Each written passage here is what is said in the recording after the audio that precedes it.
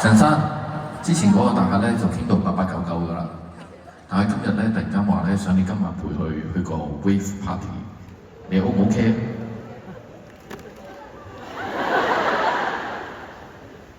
唔得咧，唔得，聽到都驚。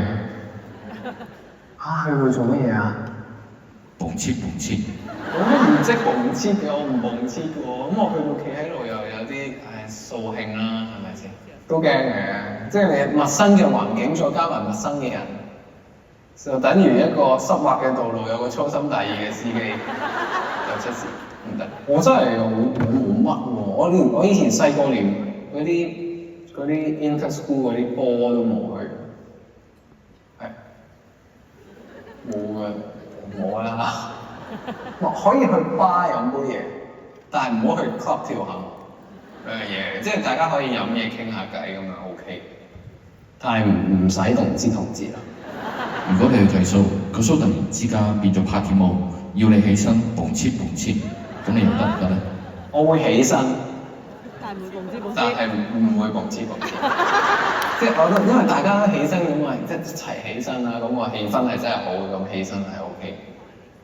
就係咯，起身，即係個起身已經係投入同埋嗰個參與度係高咗。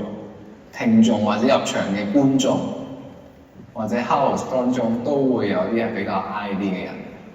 咁呢個亦都係啦，即使係 party night， 你哋入到場，就算大家要起身咪起身，你都唔一定要同知。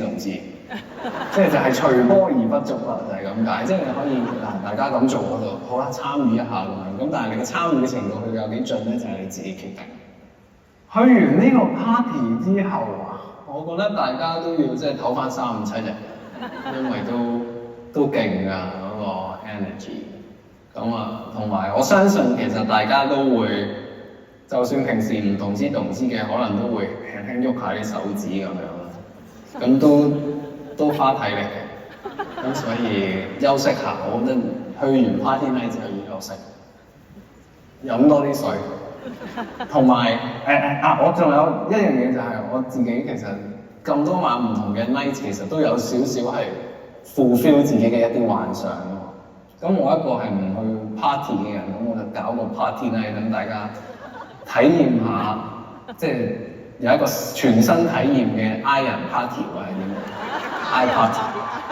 好啦，就好似今晚咁 party night， 但係觀眾企喺度冇反應，你 O 唔 OK 啊？俾啲聲嚟聽下 OK。